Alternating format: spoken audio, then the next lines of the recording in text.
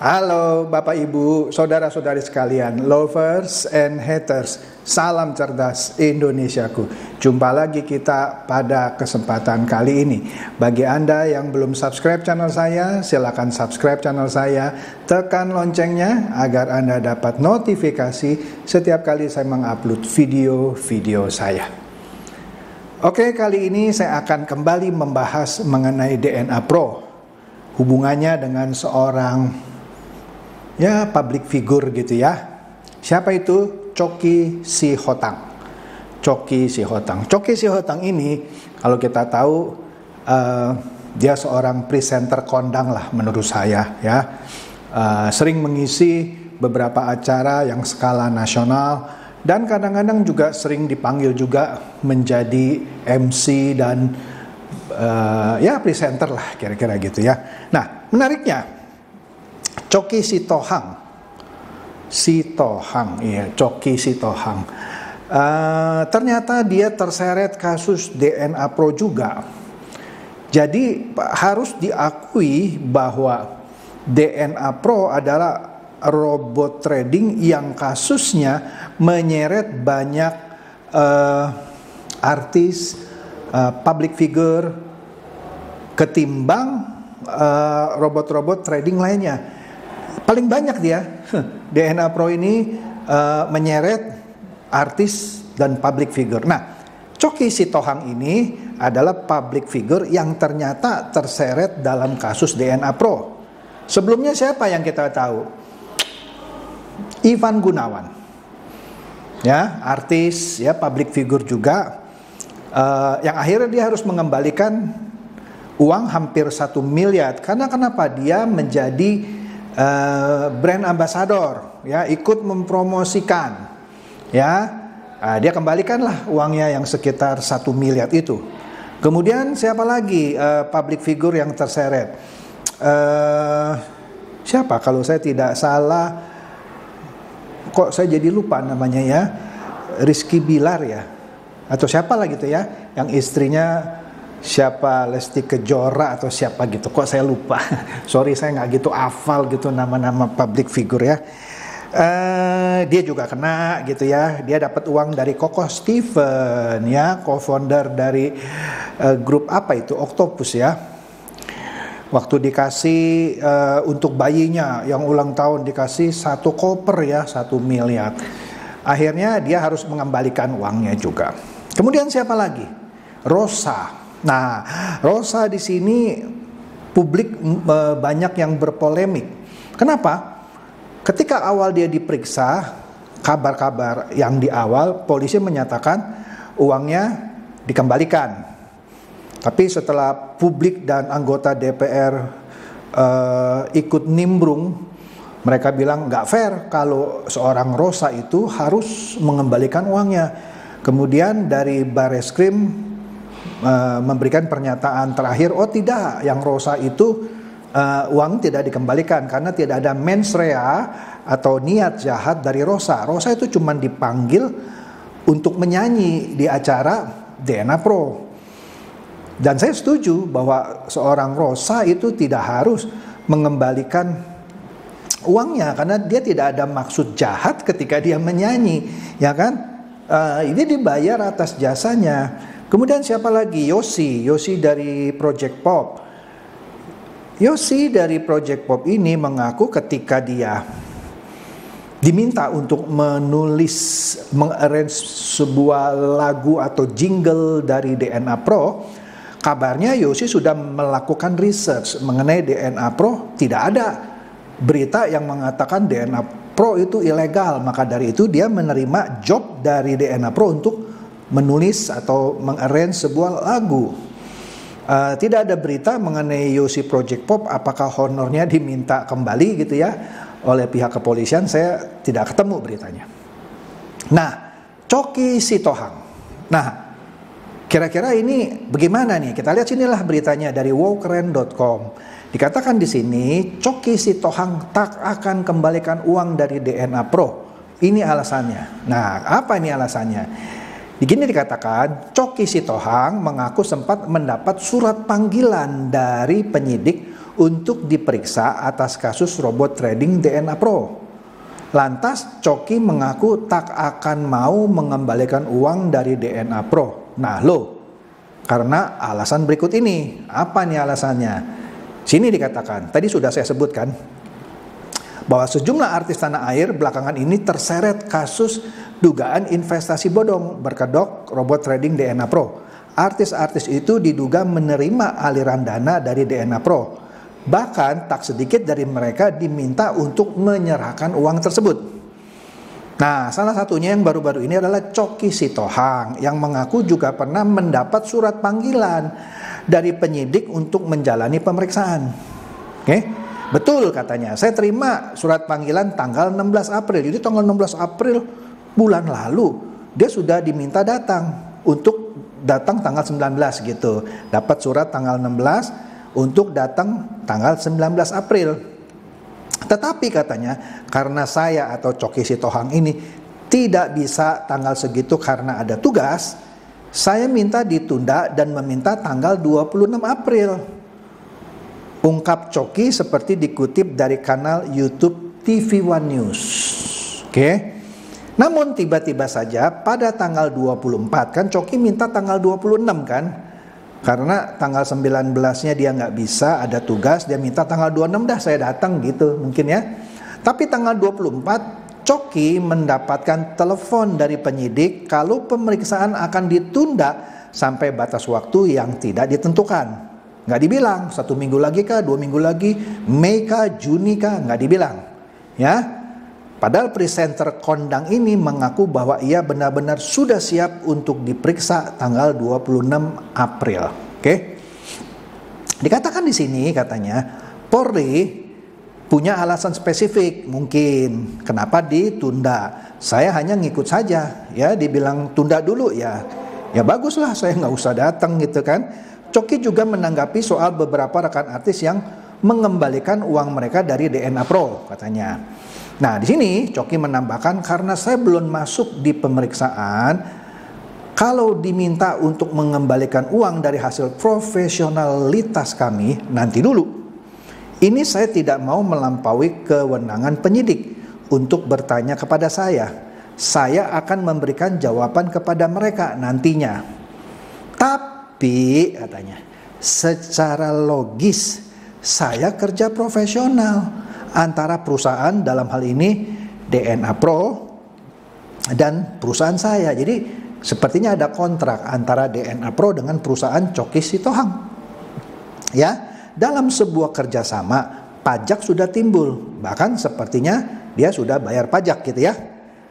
Kami para pengajar sudah diberikan harga. Nggak ngerti ini pengajar maksudnya apa ya. Nggak ngerti lah. Kami sudah dapat prestasi, dia sudah dibayar. Ya. Uangnya sudah kami pakai, mungkin buat bayar gaji karyawan, bayar transport dan lain-lain gitu ya. Juga sudah kami bayar pajak ke negara. Operasional di kantor juga sudah keluar, ya kan ada karyawan kantor, ya kan sewa kantor juga dia harus bayar, ya kan.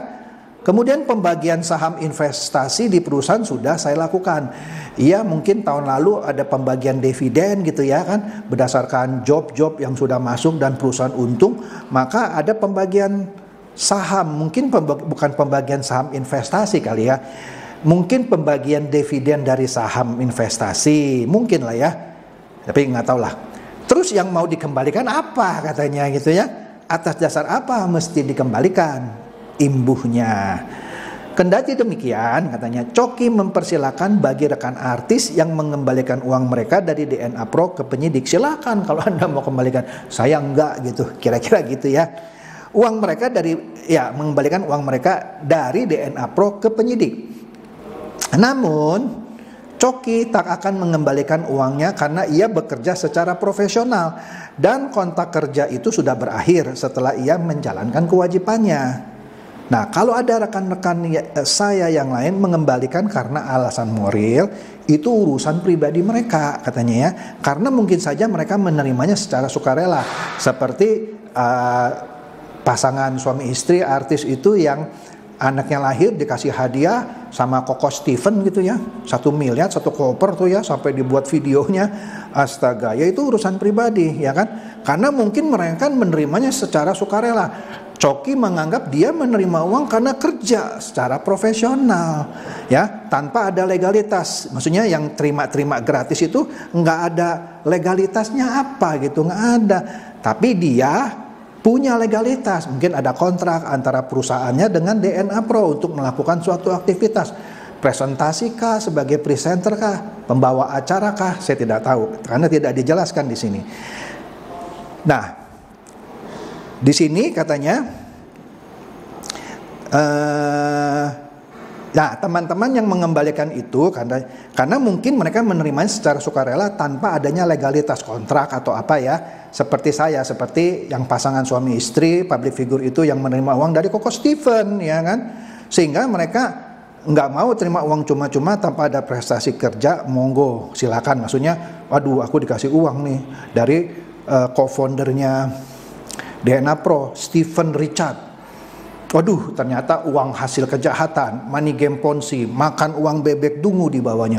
Aduh, nggak enak nih secara moral. Udahlah, dikembalikan saja, mungkin begitu, ya kan? Karena nggak ada prestasi kerja, begitu maksudnya Coki Sitohang ini. Monggo, silakan katanya. Kalau saya ada prestasi kerja saya gitu. Persis seperti Rosa yang sudah kerja, mengisi acara, nyanyi, dibayar ya sudah dong, kan itu memang hasil jeripaya. Jadi dari melihat kasusnya, saya melihat ini serupa dengan Rosa dan serupa dengan Yosi Project Pop. Dia sudah melakukan pekerjaan, dibayar secara tarifnya disetujui di depan, ada profesionalismenya yang dibayar, entah melakukan kayak Rosa menyanyi, Yosi menciptakan lagu, Coki melakukan suatu presentasi atau presenter di satu acara DNA Pro atau beberapa acara DNA Pro, atau jadi MC. Saya tidak tahu. Saya setuju dengan pendapat Coki Sitohang yang sudah melakukan kerja secara profesional dan sudah bayar pajak dan sudah bayar karyawan-karyawannya dari uang itu. Ya agak nggak logis gitu ya kalau sampai harus diminta uangnya kembali gitu ya, karena itu memang murni hasil dia kerja. Ambil contoh lah, saya di video-video saya yang sebelumnya sudah saya kasih ilustrasi. Misalnya saya punya restoran Padang atau restoran apalah gitu ya, yang high class gitu ya, yang sekali makan orang itu 1 juta ada, restoran yang sekali makan 1 juta ada. Kemudian datang nih orang-orang DNA Pro meeting di restoran saya, dan saya tidak tahu itu orang-orang DNA Pro. Misalnya ada Daniel C, Daniel AB, Stephen Richard, Cici Fefe yang masih buron gitu ya, Ruduts dan segala macam gitu ya. Makan di restoran saya ada 20 orang, sehingga harus bayar restoran saya misalnya 20 juta. Ternyata mereka petinggi-petinggi DNA Pro. Kemudian saya diperiksa, ya saya datang lah. Nah, kalau saya dipanggil sama kepolisian, misalnya contoh, saya harus datang.